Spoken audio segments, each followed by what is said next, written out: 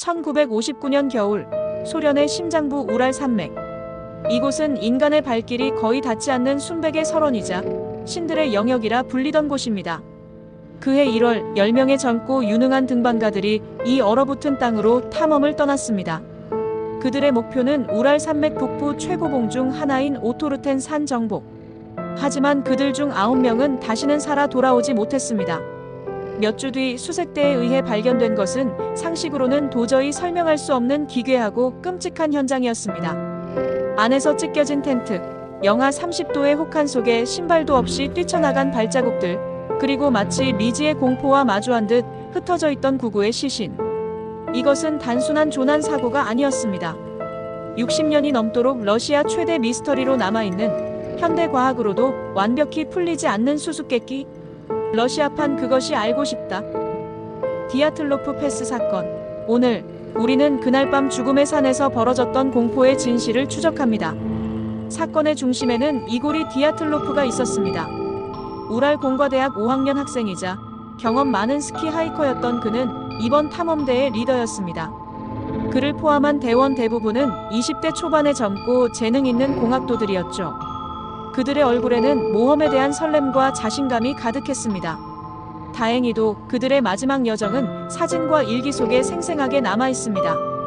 1월 23일, 기차를 타고 출발한 이들은 서로 장난을 치고 노래를 부르며 즐거운 시간을 보냈습니다. 일기에는 이렇게 적혀 있습니다.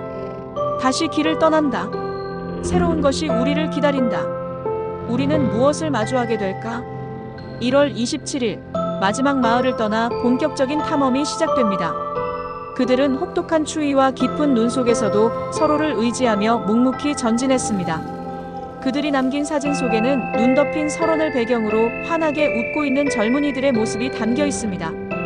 앞으로 닥쳐올 끔찍한 비극은 상상조차 하지 못한 채 말이죠.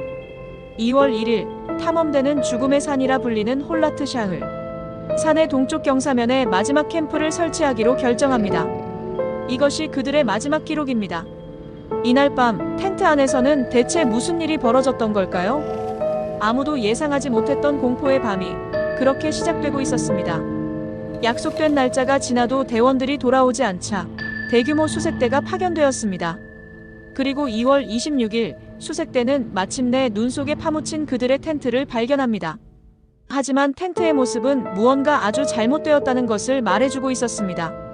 텐트는 출입구가 멀쩡한데도 옆면이 칼이나 날카로운 무언가에 의해 안에서 밖으로 찢겨져 있었습니다.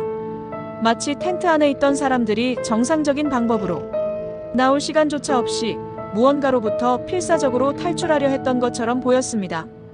텐트 안에는 그들의 옷과 신발, 식량, 카메라 등 모든 장비가 그대로 남아 있었습니다.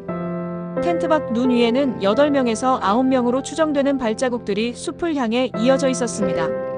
하지만 이상하게도 대부분의 발자국은 신발을 신지 않은 맨발이거나 양말만 신은 상태였습니다. 영하 30도의 혹한 속에서 왜 이 숙련된 등반가들은 신발도 없이 텐트를 찢고 뛰쳐나가야만 했을까요? 수색대는 발자국을 따라 숲으로 들어갔습니다. 그리고 그곳에서 첫 번째 시신 두 구를 발견합니다. 두 사람은 속옷만 입은 상태였고 주변에는 모닥불을 피우려 했던 흔적이 있었습니다. 그들의 손에는 나뭇가지를 붙잡으려다 생긴 상처가 가득했습니다. 텐트와 첫 시신 발견 장소 사이에서 리더 디아틀로프를 포함한 세 구의 시신이 추가로 발견됩니다. 그들은 모두 텐트를 향해 기어가려는 듯한 자세로 쓰러져 있었습니다. 여기까지 발견된 5명의 사인은 모두 저체온증, 즉 추위로 인한 동사였습니다. 수색대는 단순한 조난 사고로 사건을 마무리하려 했습니다. 하지만 진짜 미스터리는 석 달 뒤 4m 깊이의 눈 속에서 나머지 4구의 시신이 발견되면서 시작됩니다. 이들의 상태는 이전의 시신들과는 차원이 달랐습니다. 한 여성 대원은 혀와 눈이 사라진 상태였고 다른 대원들은 갈비뼈가 여러 개 부러지거나 두개골이 함몰되는 등 마치 교통사고를 당한 것과 같은 심각한 내부 장기 손상을 입고 있었습니다. 하지만 놀랍게도 그들의 몸에는 외부 상처나 멍자국이 거의 없었습니다. 마치 보이지 않는 거대한 압력에 짓눌린 것 같았죠. 더욱 기이한 것은 이들의 옷에서 정상 수치보다 높은 방사능이 검출되었다는 사실입니다. 방사능은 대체 어디에서 온 걸까요? 혀는 왜 사라졌고 외부 상처 없는 끔찍한 골절은 어떻게 설명해야 할까요? 사건은 점점 더 깊은 미궁 속으로 빠져들었습니다. 소련 당국은 결국 리지의 강력한 힘에 의한 사망이라는 애매한 결론을 내리고 사건을 종결시켜버립니다. 하지만 이 설명은 그 누구도 만족시키지 못했죠.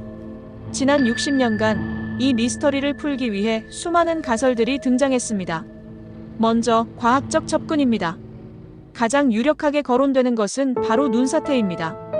갑작스러운 소규모 판상 눈사태가 텐트를 덮쳤고 공포에 질린 대원들이 텐트를 찢고 탈출했다는 것입니다. 이 과정에서 일부는 골절상을 입고 흩어진 대원들은 결국 저체온증으로 사망했다는 비교적 합리적인 설명입니다. 실제로 2019년 러시아 정부는 이 가설을 공식 사인으로 재발표했습니다. 하지만 이 가설은 왜 일부 시신에서만 심각한 골절상이 발견되었는지, 그리고 방사능의 출처는 무엇인지 명확히 설명하지 못합니다. 또 다른 가설은 저주파 소음으로 인한 공황 상태입니다.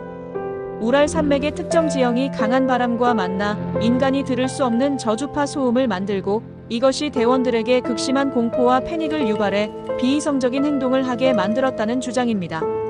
다음은 음모론적 접근입니다. 사람들이 가장 흥미로워하는 가설이죠. 바로 소련의 비밀무기 실험입니다.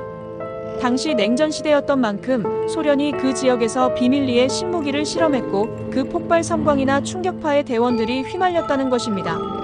이는 하늘에서 이상한 주황색 구체를 보았다는 당시 다른 목격자들의 증언과 시신에서 검출된 방사능을 설명해 줄 수 있습니다. UFO와의 조우설도 빠질 수 없습니다. 대원들이 외계 생명체와 마주쳤고 그 과정에서 끔찍한 죽음을 맞이했다는 것입니다. 사건 파일에 기록된 하늘을 나는 밝은 구체에 대한 묘사가 이 주장을 뒷받침합니다. 이 외에도 근처 수용소에서 탈출한 죄수들의 습격설, 인근에 사는 만시족 원주민의 공격설, 심지어는 러시아의 서린 예티의 공격설까지 수많은 가설들이 꼬리에 꼬리를 물고 이어져 왔습니다. 60년이 넘는 시간이 흘렀지만 디아틀로프 패스 사건의 진실은 여전히 저 차가운 설원 아래에 묻혀 있습니다. 눈사태라는 공식 발표가 있었지만 여전히 많은 사람들은 그날 밤의 진실이 은폐되었다고 믿고 있습니다. 한 가지 확실한 것은 1959년 2월 1일 밤 9명의 젊은이들이 인간의 이성으로는 상상할 수 없는 거대한 공포와 마주했다는 것입니다.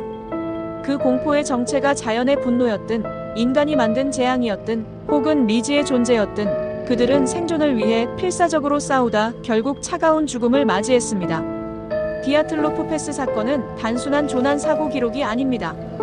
그것은 광활한 대자연 앞에서 인간이 얼마나 연약한 존재인지, 그리고 우리가 아는 세상 너머에 아직 밝혀지지 않은 미스터리가 존재할 수 있다는 가능성을 상기시켜줍니다. 그날 밤 텐트 안에서 그들이 마지막으로 본 것은 무엇이었을까요? 죽음의 산은 오늘도 그 비밀을 품은 채 조용히 우리를 내려다보고 있습니다.